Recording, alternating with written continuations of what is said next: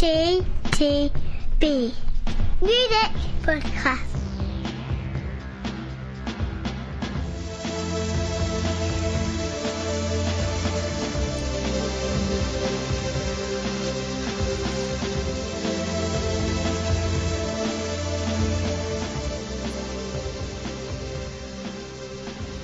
Tune. Oh, we're here. Sorry. Yes. Podcast 3. Podcast 3, 2015. Yes. What have we got for your delights this time around? Well, we have the 6th album, really, from Susanne Sundfor, which is called 10 Love Songs. We have, I believe, the 2nd album from Father John Misty, I Love You, Honeybear. Also the 2nd album from Noel Gallagher's High Flying Birds, Chasing Yesterday. We then have, again, I think, the 2nd album from Charli XCX as well, Sucker. And then the debut album from the Shires, and the 2nd album from Blackstreet Riders, The Killer Instinct. Oh, by the way, the Shires album's called Brave, I forgot to say that. But we'll start off In a second. yeah, with our Nordic hat on, Yeah. because we like a bit of Nordic. We do. And Susanne Sundfor 10 Love Songs, which as I said is her 6th album. I would say this would have been a huge oversight by us, but apparently the previous albums only became available in the UK about 18 months ago, so it was an oversight perhaps by everybody else as well. So anyway, Yeah. hey, What did I think? Yeah. Love this album. yeah, Yeah, I'll just come off the top and say that. Yeah, no, really enjoyed this album. You can't escape the obvious comparisons with, well, I wonder what ABBA would sound like today. Not a million miles away from this, I imagine. But a really... except on some of the tracks, but I don't think they'd have gone for the whole kind of a No. 4.5 minute classical interlude I don't know. mid-song. I mean, yeah, okay, fair point. And you got the use of the pipe organ and the use of the harpsichord. But that's aside, some fantastic synth pop and harmonies on this particular record. From the off, actually, it's just track after track after track. And what I did like about this album as well, lots of the tracks are actually looped together. That is to say, they didn't fade. Particularly near the start. Yeah, they sort of linked together, didn't fade in or out, which made you feel like you were on a journey. No, really good album, really great album. Lyrically, lots of strong songs about relationships, Violence and islands in a stream. Probably more likely in a fjord, but no, I really, really great album. There was one thing I wanted to sort of just mention, and that was I think it's the start of Delirious. Yeah. There's that big classical. It's been bugging me for ages. I think I finally decided. I think it's from the score of Star Trek II: The Wrath of Khan. Okay. So to have Star Trek II: The Wrath of Khan, plus some latter-day Pet Shop Boys thrown in for good measure, ping. Yeah, no, excellent album. Really enjoyed it. Go on. Adored this record. Yay! I reckon this will definitely be my top 10 come the end of the year. Yeah. Wasn't 100% sold on the first couple of listens, Likewise. but my third listen to it, it just all clicked into place. And as you said, it's in some ways. It'd be easy to kind of say this is a kind of synth pop album, but It's not. Doesn't complete it. No, it doesn't give it justice. It's actually I think one of the most ambitious albums we've listened to in quite a while. It mixes that kind of folk pop, electro pop, and like I said, classical music. And when I say classical music, it literally throws in classical music. They're in on the song Memorial, which is a 10-minute song. After 5 minutes into that, and it's a lovely, lovely track, almost an old-fashioned kind of swan song type thing. That kind of draws you in with its melody, and then you get this sublime orchestral movement piece of orchestral music that then takes over for the next 4 minutes before it comes back to the main melody for the final minute and a half. And the fact that you just highlighted that was 10 minutes long completely escaped me. Yeah. Yeah, didn't feel like that at all. and it's great. It's good. It starts off in that kind of almost choral kind of way as well, with the opening track, Darlings, which is really short track. But as you said, that kind of like jumps straight into kind of Accelerate, which is kind of pure pop. Very reminded me somewhat of Licky Lee, whatever her name. Yeah. But with added Bangra. But again, as you said, it had the church organ towards the end of it, which just works just fantastically. Also, there were elements of it that were kind of very after you mentioned a soundtrack, there were bits of it that I thought were kind of soundtrack-like. And going with our recent over the last couple of years of kind of picking out artists that could possibly do a Bond theme. Delirious, it even has the line, "I'm not the one holding the gun" in it. Yes. Very good. You know, it's almost a ready-made Bond tune. Yeah. Yeah, I agree with you. I thought this is a great album, and frankly, if any of our back catalogues even half as good as this, it'd be worth checking out. We need to devour it. So that's Susanne Sundfor for Spectre then? Yes, 10 love songs. So, we move on to the second album, which is Father John Misty, I Love You Honeybear. Father John Misty is Joshua Tillman, who originally made his name by being a guitarist and drummer in various other bands, including, probably most noticeably, Fleet Foxes. Oh, yeah. Which I believe was the drummer for them for a while. Right. Like I said, this is the second album, and it's a weird album for me. It kind of starts off, and the kind of vibe and sound with his voice, and kind of had me kind of almost thinking of kind of John Denver and Glenn Campbell. You know, it's that kind of. You've written John Denver down somewhere. No. I'll come back to that. But lyrically, more kind of John Grant. Yes. Yeah. And lyrically, this is by far the strongest album of the podcast, because the guy has got some skill lyrically. Perfect example of this is that I think.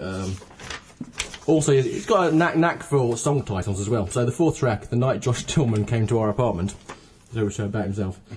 You've got the opening line of, "I just love the kind of woman who can walk over a man. I mean, like a goddamn marching band." Yes. It's just brilliant. And also at the end of that thing, which is also right on point, it says, "We sang Silent Night in 3 parts, which was fun, till she said that she sounds like Sarah Vaughan. I hate that soulful affectation white girls put on." You're just thinking, absolutely, well said that, man. I'm glad someone said that. And so that song he invited at the end, he says, "And then you invited me to strangle you," or something. Yeah, choke you, strangle you, yeah. So lyrically, this album is really, really, really good. The problem with the album, I think, is that whilst the album is full of lyrical gems and it is good, and all the songs go somewhere lyrically, I'm not sure all the songs go somewhere musically. Yeah. Which is where it kind of falls down a bit. I think the first half of the album is the stronger half of the album, both lyrically and musically for me. The first 4 tracks particularly. As it goes on, I'm kind of in and out, and I'm a bit kind of, sometimes that's fine, sometimes it's not. And despite the fact that my favourite track on the album is probably the one I've just quoted from, "The Night Josh Tillman Came to Our Apartment," despite the fact that it doesn't have a chorus, I think some of the songs would have benefited from having one. A bit more structure. Yeah. Ooh, crikey. Which is also really bad for me, because anytime I write songs, they virtually never have choruses. Partly because writing choruses is quite difficult, so maybe that's why I didn't. Maybe he didn't. John Grant hit me straight away. In fact, the first track, I think he even vocally sounds a little bit like John Grant. And particularly the use of Honeybear. You know. Yes. I'm sure that's a reference, but anyway. I was latterly getting more of a Rufus or even a Loudon Wainwright coming through in some of the tracks in terms of the vocal style. But anyway, I really enjoyed this album, particularly on a second and third listen. Yeah, it needed that extra listen. A couple of tracks you haven't mentioned, "The Ideal Husband." Ideal Husband also very good lyrically. Great lyrics. Yeah. You know, let's put a bun in your oven. I could be the ideal husband. Yeah. Which is very good. And Born in the USA. Which is quite funny. And it's sort of, again, in terms about structure, he does actually sort of structure the final verse in that with sort of stand-up comedy style laughter in the background, as if it's he makes a statement, he gets this audience laughing effect, which is funny. You know, in terms of not having a job and living in a boarding house, and the death of the American dream. Indeed, I suppose. So that was lyrically interesting, but as you say, it doesn't quite come through musically. No. It sort of tries to. I can see it going sort of down the John Grant route to begin with, and then it sort of switches gear and goes more towards John Denver, and then switches gear again and more into the Wainwright territory. And it's so again just lacking that sort of killer punch. I think that pretty much sums up. Lacking that killer punch. So we move on to the second album from Noel Gallagher's High Flying Birds. Chasing Yesterday. I was going to make some snide comment there, but I'm not going to. Chasing Yesterday. As per usual, all songs written and composed by Mr. G. So, what do we think of his current influences? Oasis. Because, the opening to Riverman, surely, if there was ever a Wonderwall rip-off, I know. The man's entitled to. Exactly, yeah. If anyone's we'll come to people ripping off themselves, kind of, later on the podcast as well, but yeah. Yeah, fair enough. But, now, again, this album took a couple of listens, because the first listen just completely washed over me. I thought, oh my goodness. I think another album that lacks a killer punch. This lacks the killer punch of the first High Flying Birds record, in that whilst in tracks like In the Heat of the Moment, I think it's The Right Stuff, you get the sort of more of a pop thing going on that he never really did with Oasis, but certainly on the previous album with What a Life, had sort of big jangly pop. Oh, I forgot about that. Yeah, big hit. Yeah. Sort of classic pop tune, as opposed to sort of the typical Noel Gallagher fare. This album sort of almost reaches those heights, but doesn't quite get that killer punch in. Having said that, reasons to remember why you like Noel Gallagher in the first place. His amazing ability to just turn a simple lyric into something very enjoyable to listen to. I always wanted to get there, but I couldn't afford the bus fare. Yeah. So fair play. 20 years on, millionaire rock star, can still relate to not being able to afford a bus, which is grand. So you do feel that the. You mean not being able to afford to buy a whole bus? No, they can't afford to buy a bus. It's a terrible problem. The fare for the bus was just too much. Again, lyrically, it does play to his strengths. I do think he is better now than he was in the dying, let's say, years rather than days of Oasis. The dying years of Oasis. I do think lyrically he's stronger now, so he should resist that reunion temptation that no doubt come at some point. Well, then no doubt come the fact that obviously his brother was pictured with a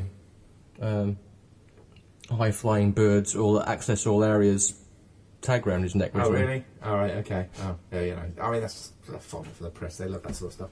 I'm still waiting for his Damon Albarn collaboration that's allegedly they're still thinking of doing at some point. There was a moment again. I think it was Lock All the Doors or The Girl with the X-Ray Eyes. Quite early on, I did get a bit of a Damon Albarn vibe. That's probably more The Girl with the X-Ray Eyes, which kind of definitely a Blur thing going on. Well, the Blur and kind of nods quite heavily at Starman, but don't worry. Yeah, okay, yeah, fair enough. We're talking source material. So I would, as I was saying, I'd resist the temptation of a reunion. I feel that he's probably got another standout record in there somewhere. For me, this wasn't quite it.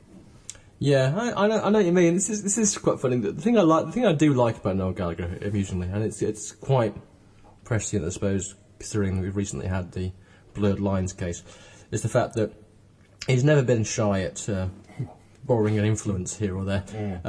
Whether we go back to kind of Get It On with cigarettes and alcohol, or How Sweet to Be an Idiot from whatever, stuff like that. He's always been quite upfront in his borrowing from other people. And as you say, Rhythm Man starts with him borrowing from himself before borrowing from something by George Harrison. However, River Man is actually one of the better tracks on the album, and actually apparently Noel thinks it's one of the best things he's ever written. It's a really well placed track with a nice guitar and sax breaks, stuff like that. It's really, really good fun. The other great bit of borrowing is Lock All the Doors, which is one of the most one of the most Oasis-like songs on the album. I thought that was an Oasis song. But Lock All the Doors. Yeah, really rocky Oasis track. I did. But it kind of lifts both musically and lyrically David Essex's Rock On, including taking the line "Prettiest Girl I've Ever Seen," which is common to both. I should say that Rock On by David Essex is a fine song in and of itself. As you said, also the Mexican, which I also really like, which is also a good fun track. Do you know how you know it's the Mexican? Well, because it's licking Tone Loc's Funky Cold Medina. Exactly. Again, but the percussion from that. But if the Marvin Gaye estate are anything to go by, that shouldn't stop Tone from getting in there and trying to sue. Yeah, it's as you say, it's fine. It's fine. It's an enjoyable album, yes. and I like the final track, which is the current single, which I've forgotten the title of already. Ballad of the Mighty. Ballad of the Mighty Eye, which I really like. That's a really good song. And Dying of the Light is also the song that's been growing on me most, which is smack bang in the middle of the album. Yeah. That's the last couple of days. It's a growing album. It's a grower, this album. Yeah, and it's certainly, I suppose say it's no worse than latter Oasis albums, but that's doing it just justice. It's better than most of the latter Oasis albums. Yeah. I'm still waiting for his dance album that I've been waiting about 18 years for as well. Oh, yeah. I'm not waiting I don't know what happened to the androgynous amorphousness. Yeah, but no idea. No, maybe that's the next one. Alright, moving on. Yeah. Okay. Moving on to Charli XCX and Sucker. Second album from Charlotte Atchison. Atchison, yeah. I told you I was going to have problems. I told you I was going to have problem with pronunciations today. Yeah, you did. I actually quite liked her first album, True Romance, and not just because one of the songs sampled heavily from a Todd Rundgren track, but it was a good song. Both the Todd Rundgren track and the song she sampled. All right. And she's one of these bizarre artists that's kind of been one of the classic bubbling under people, because she obviously kind of co-wrote the Icona Pop song "I Love It" a couple of years ago, and then Fancy with Iggy Azalea, which had also become big. It seemed to take a while for this second album to actually come out, but then bizarrely it came out in the US at the end of November, and has only just appeared over here. And I should say that someone sent me a copy of it Christmas time, so I've actually listened to this album quite a bit, so that also affects my I see my review of the album, which might have been different on a couple of listens. Right. Okay. So with that declared the way, I have to say I really like this record. I actually think it's one of the best pop albums we've reviewed on the podcast. I think that's mainly because it appeals to two parts of my musical personality. You've mentioned one. One is the Marina and the Diamonds one. Yes.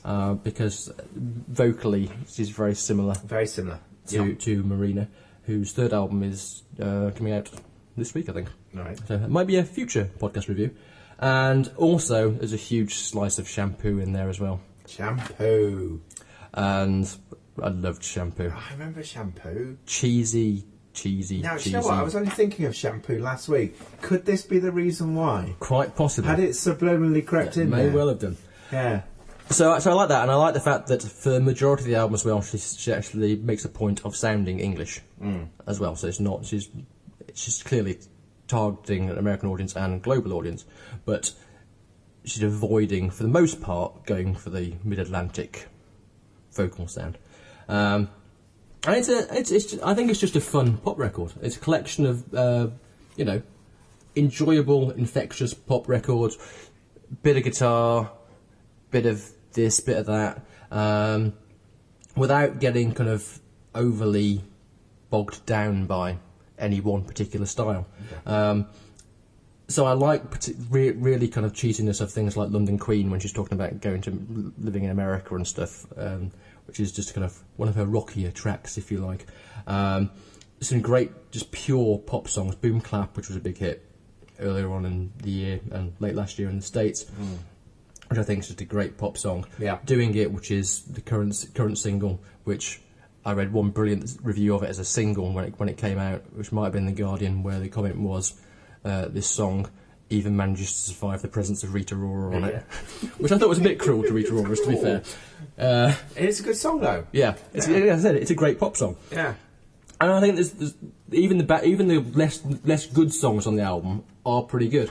And at the end, you've got "Need Your Love," which is pure kind of 50s, 60s girl pop kind of thing, which was and that was kind of co-written by the bloke from I'm going to forget what his name is. Where he's from? Vampire Weekend. Yeah. Rostrum, whatever his name is. And also Weezer's Rivers Como is co-wrote one of the tracks as well, and the one that sounds, strangely enough, a bit like Weezer, Hanging Around. So basically it's a fun pop record. Yeah. Simple as that, really. Yeah, no, I agree entirely.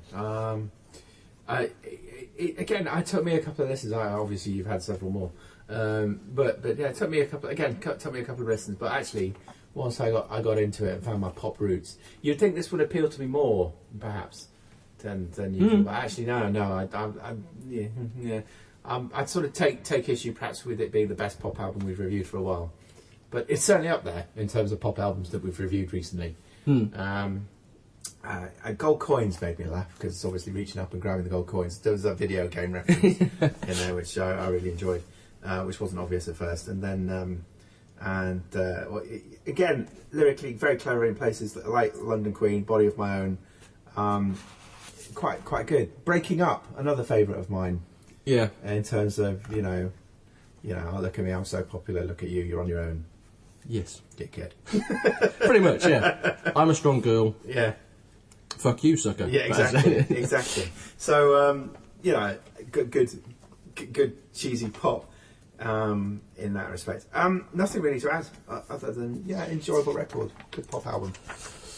Right, speaking of pop, but with a country sheen. Yes. We move on to a debut album from the Shires, a duo of Ben Earl and Chrissy Gooden, or Chrissy Rhodes, I think she performs as, from Hertfordshire and Bedfordshire.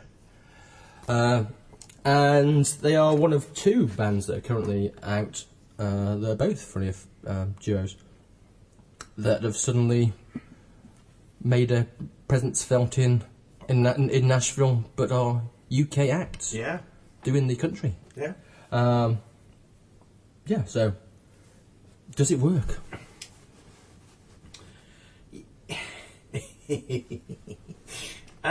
To a point. Yeah. Yeah. I think this is going to sound terrible. I think because often we say the reverse about artists trying to be American. Yeah. And when they've clearly got London accents, that sort of thing. What a great country record.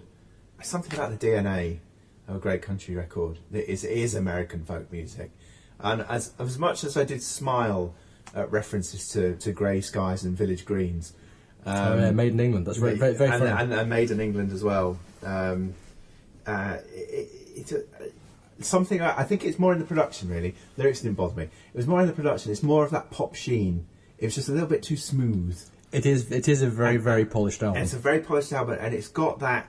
I was trying to find a way to describe it. On one of the tracks, I really felt the presence of the kind of almost X Factor like sheen to it. Ooh. Do you know what I mean? That sort of this has been properly produced with the UK in mind. I wouldn't be surprised. It's essentially that. I wouldn't be surprised if we saw people on the X Factor doing Tonight or Friday Night, exactly. For example, the two singles off this off the record. That was it exactly, and it's not so much the band. It's more I could see that being transplanted into a show like that. Yeah. So that just left me a little bit cool, not cold, just a little bit cool. So it's that smoothness, and again, what I really like about country, what I really like about the albums that we've reviewed in recent years around country, is that sort of edginess. That sort of that life experience, that social commentary, and when you transplant it to Britain, I think something really does get lost in translation.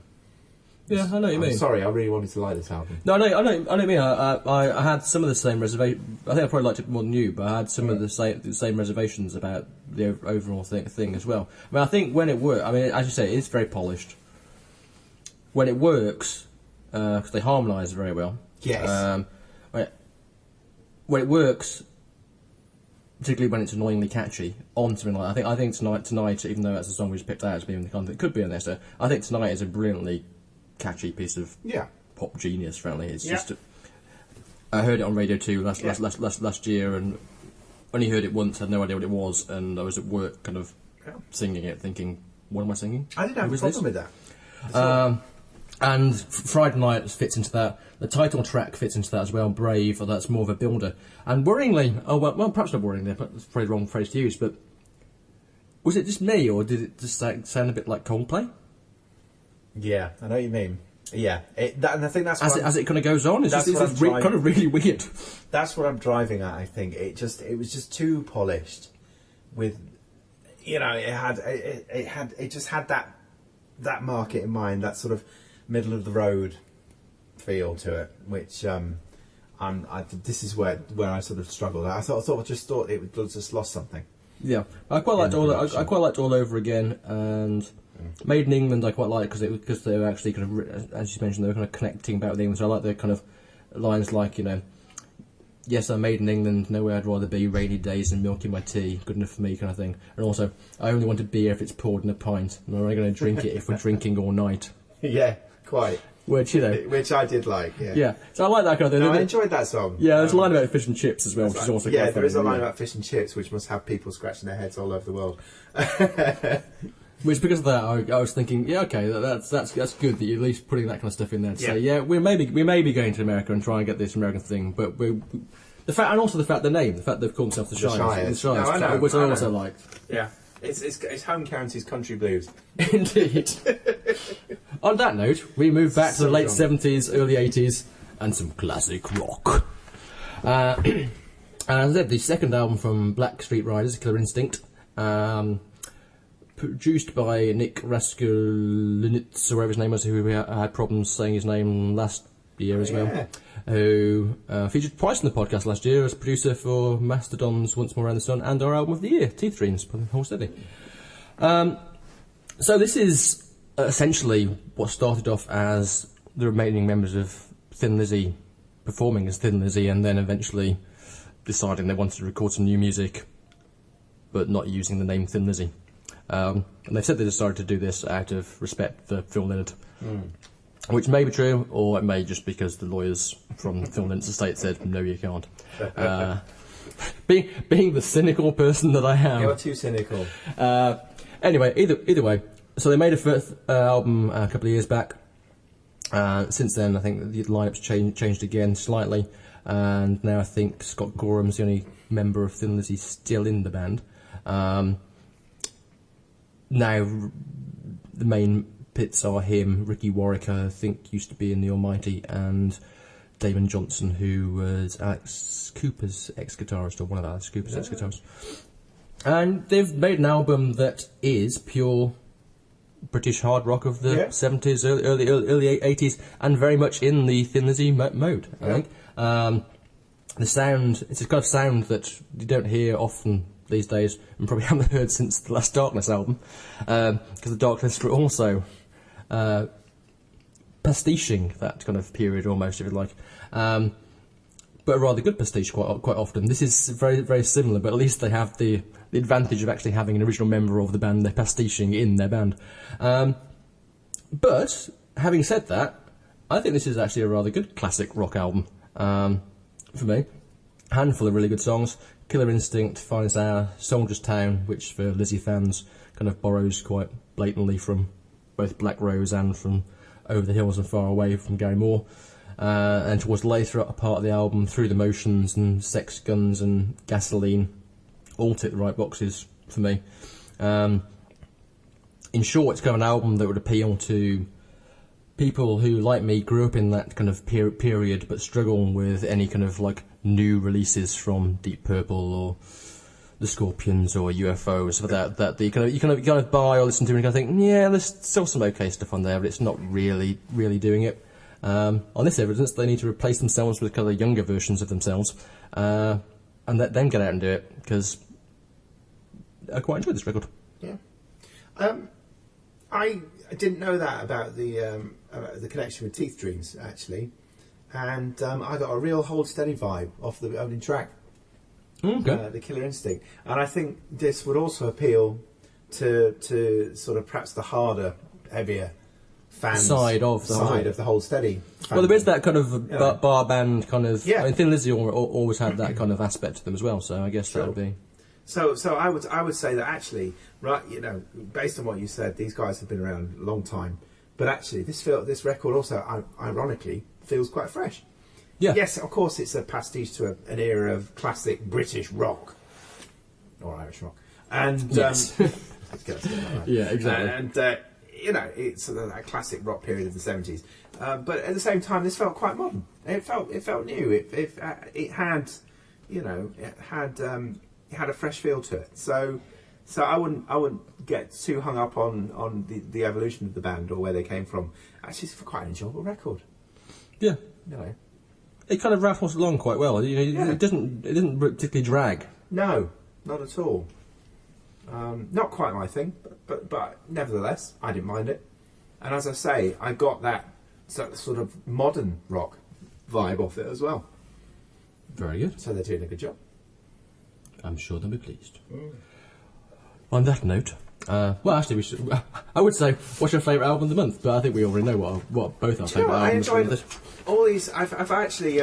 This has been quite a cathartic experience. I feel I've been more positive about all these records than you really thought you were going to be. But without doubt, it's the Susan Sundfor album. Yes, it's it my is. album of Absolutely. the podcast. I totally agree. I think, as I said, I'd be very surprised if that doesn't end up in my top 10 come the end of the year. Yeah. So on that note, people, you know which album to stream, go out and buy. And we will see you next time for some Todd Rundgren. Bing!